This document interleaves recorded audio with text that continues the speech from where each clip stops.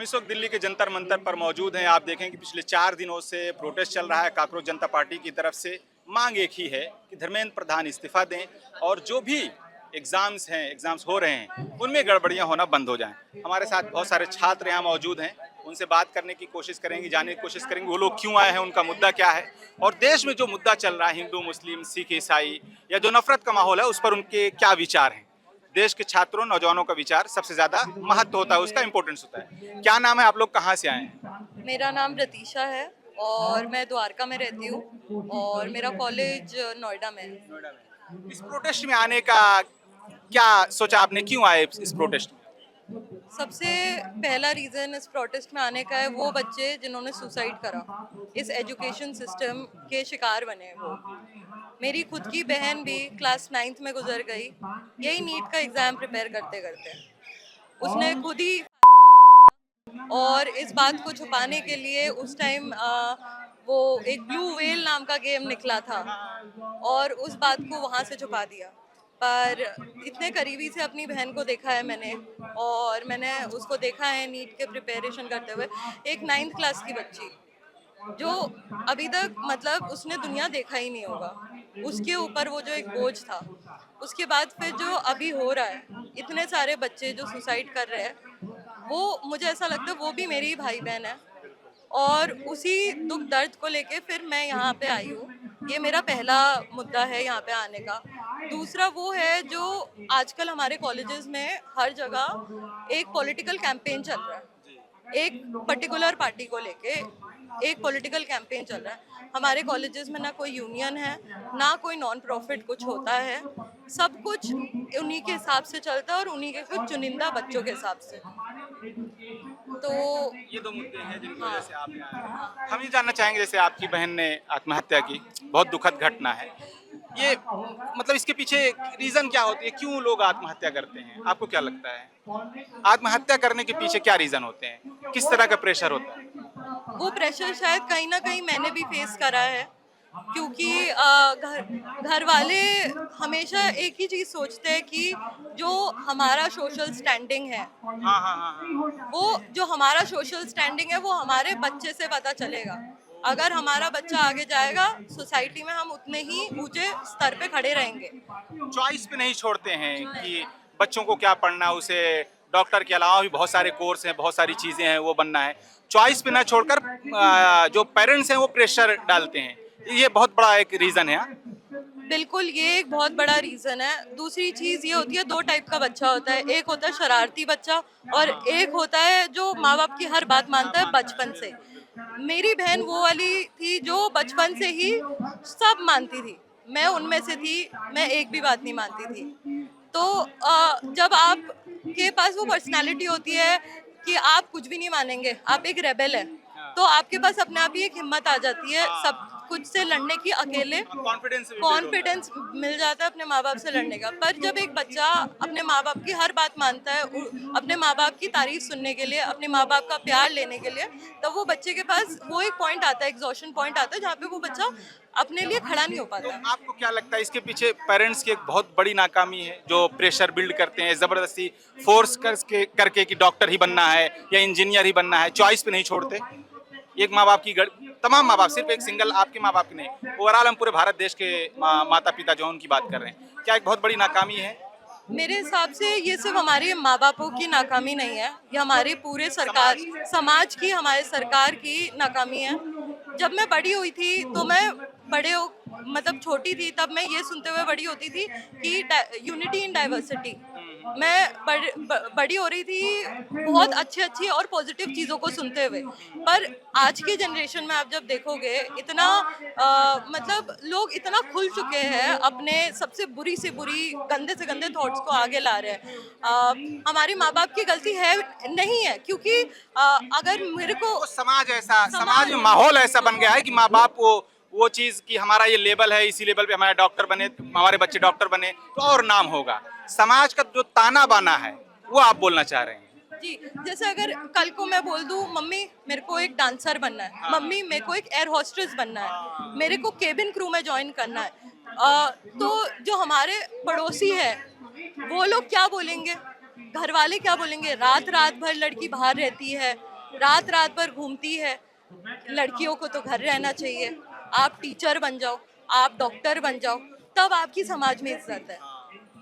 तो मतलब लोग क्या कहेंगे, लोग क्या सोचेंगे, इस पर ज्यादा डिपेंड हो जाता है। ये ज्यादा, और ये तभी हटेगा जब एजुकेशन आएगा। Education is my, a pen is mightier than a sword. तो आप कितना भी बुरे से बुरा सोसाइटी ले लीजिए, इतने सारे स्कूल बंद हो रहे हैं बिहार में, यूपी में, हर जगह जहाँ जहाँ ये सरकारें, वहाँ स्कूलें बंद हो रही है सबसे पहले। तो बंद हो रहे हैं सही। अभी हम लोगों ने एक केस सुना जहाँ पे एक 9 साल का लड़का एक कितने महीने की लड़की को रेप कर दिया उसने। क्यों? क्योंकि एजुकेशन की कमी है। एक माँ बाप एक स्कूल में अपने बच्चों को भेज रहा है शिक्षा लेने के लिए, तो सही बात। अगर शिक्षा ही बच्चों को नहीं मिल रहा है तो आगे जाके बच्चा बोलेगा कैसे? शिक्षा की कमी है और शिक्षा में ही सबसे बड़ी धांधली है। सबसे बड़ी धांधली शिक्षा में है और उसी की कमी है। तो सरकार से कोई डिमांड आप लोगों की? मेरी बस एक ही डिमांड है सरकार से, आप प्लीज काम करना छोड़ दीजिए। आपने बहुत काम कर लिया, आप इतना काम कर चुके हैं, आपको वेकेशन पे चले जाना चाहिए। आप अगर कुछ नहीं करेंगे ना तो शायद देश थोड़ा आगे नहीं बढ़ेगा। लगता कि वेकेशन पे ही है? कोई जवाब नहीं आ रहा है प्रोटेस्ट का? जवाब आया है, उन्होंने हम लोगों को टेररिस्ट बुलाया है, हम लोगों को ये जवाब? हाँ, सरकार ने नहीं कहा है, मतलब उनके स्लीपर सेल कह सकते हैं, जो थर्ड लीडरशिप है वो लोग वो बोल रहे हैं कि हम टेररिस्ट ग्रुप का पार्ट भी है। तो मुझे लगता है कि टेररिस्ट वो है जो इनोसेंट बच्चों की हत्या करता है, जिनके हाथों में वो खून लगा है। और डेफिनेटली जो हम बच्चे यहाँ बैठ के संघर्ष कर रहे हैं, हम तो बिल्कुल नहीं है। अच्छा, जब सुनते होगे कि टेररिस्ट कहते हैं या मतलब कहते हैं विदेशी फंडिंग है, बहुत तकलीफ होती होगी, ये आदत बन गई?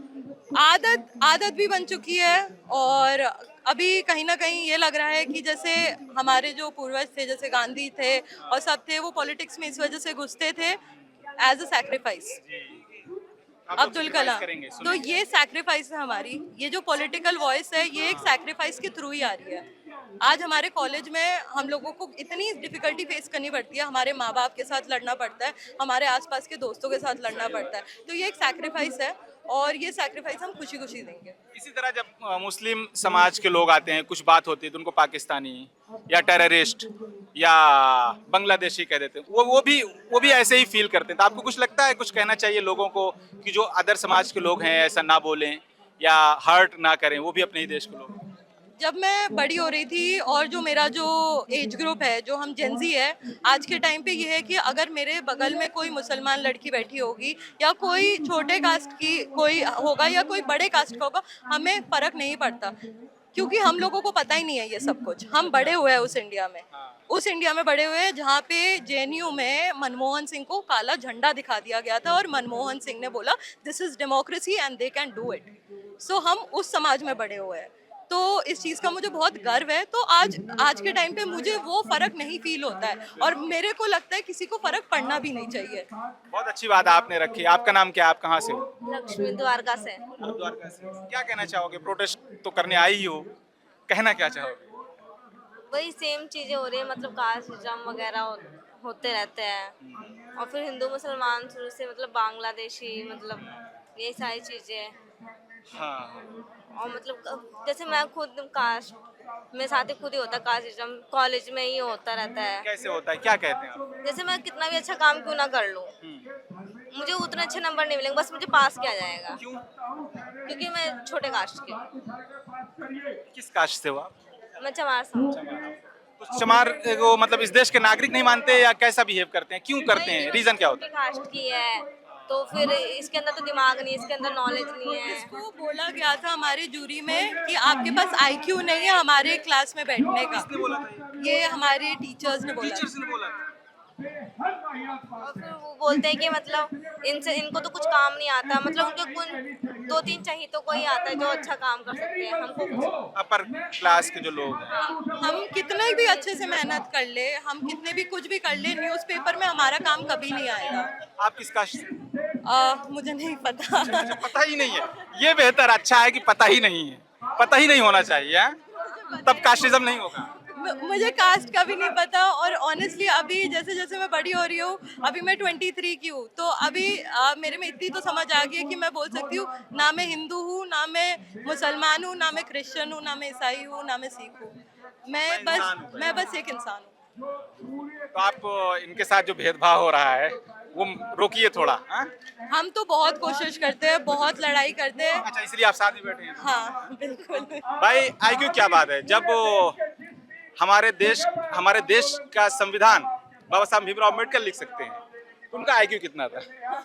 हाँ, किसी भी जो कास्ट अपर कास्ट या अपने आप को सुपीरियर समझते हैं उनसे बहुत ज्यादा होगा, तभी तो उन्होंने लिखा था ना। सही बात है, गलत बात है? तो आप वो करके दिखाओ ना उन सबसे ज्यादा। कितना भी कर दो वो लोग नहीं देते। एक्सेप्ट नहीं करते। एक्सेप्ट नहीं करते। सबसे बड़ी बात ये है कि आईक्यू अगर नहीं है बच्चों में, जो लोग कास्ट से आते हैं उनमें अगर आईक्यू नहीं है, तो आप बताइए, आपका जो हमारा गवर्नमेंट इंस्टीट्यूट है, सेंट्रल गवर्नमेंट इंस्टीट्यूट है, हम लोगों ने एग्जाम देके एंट्रेंस ली है, तो वो आईक्यू तो वो एंट्रेंस ही डिसाइड करता ना हमारा तो रैंकिंग, अगर हमारी आईक्यू नहीं थी तो आपको एडमिशन भी नहीं देना चाहिए था। सही बात है। अगर रैंक नहीं होती, पढ़े नहीं होते, तो एडमिशन क्यों दिए? सही बात है।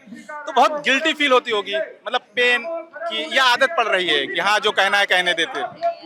आदत ही पड़ गई अब। आदत पड़ गई, कहने तो चमार कह रहे हैं, मुसलमान कह रहे हैं, डांट रहे हैं, डपट रहे हैं, कोई दिक्कत नहीं। तो आपको करके दिखाओगे ना, है जुनून वो चीज कि सबसे आगे जाना है, जो लोग आपको परेशान कर रहे हैं। हाँ जी, वो करके दिखाना। लड़कियों में भी कास्टिज्म होती है या वो समानता रखती है? चलो ठीक है, लड़कों में होती है, वो तो दिखता है कि मैं ठाकुर हूँ, मैं ब्राह्मण हूँ, मैं ओबीसी हूँ, मैं यादव हूँ, मैं मुसलमान हूँ। तो लड़कियों में भी ऐसी चीजें होती हैं? बहुत सारी हैं लड़कियों में होती है, बहुत सारी हैं कि मतलब नहीं करती हैं। वो छुपा के करती है, वो छुपा के करती है। बहुत महीन कास्टिज्म है, हाँ? वो बिल्कुल एक सुई में धागा डालने जितना महंगा है। लड़कियां ऐसे कास्टिज्म करती हैं। वो बातों बातों में निकल जाता है। बातों निकलते, खाने पीने साथ में, बैठने में, उठने में। हाँ, वो सब वो हो जाता है, सब कुछ। खाना बैठती हैं साथ? खाना पीना खाने में कभी कभी कुछ है जो बैठती भी नहीं है साथ में, आस पास भी नहीं आती। कॉलेज में भी अभी है? कॉलेज में भी, हमारी उम्र के बच्चों में भी अभी वो है, इतना इनग्रेन हो चुका है। स्पेसिफिकली हमारे जनरेशन के साथ ये हुआ है कि हम लोगों के पास से वो जो फिल्टर था ना, फिल्टर हट चुका है कि आप जो चीज अपने बंद दरवाजे के पीछे बात करेंगे, वो चीज आप आज खुले आसमान के बीच में बोल सकते हो। कि अगर आपको मुसलमान लोग नहीं पसंद, ये चीज आपकी डिनर कॉन्वर्सेशन होती थी आज से बहुत साल पहले। सही बात। आज वो चीज आप एक मुसलमान आदमी को उसके सामने बोल सकते हो और आपको कोई डर नहीं है। और मुझे ऐसा लगता है कि ये जो फ्रीडम ऑफ स्पीच है ना, ये अगर आप राइट साइड से हैं तो आपके पास पूरी है, पूरी इख्तियार है, पूरी है। कुछ भी बोली आप पर FIR भी नहीं हो। कुछ नहीं होगा। शायद अभी जो मैं चीजें बोल रही हूँ उसके बाद मेरे पे कुछ हो जाए। नहीं, आप पर नहीं होगा, चिंता मत करिए।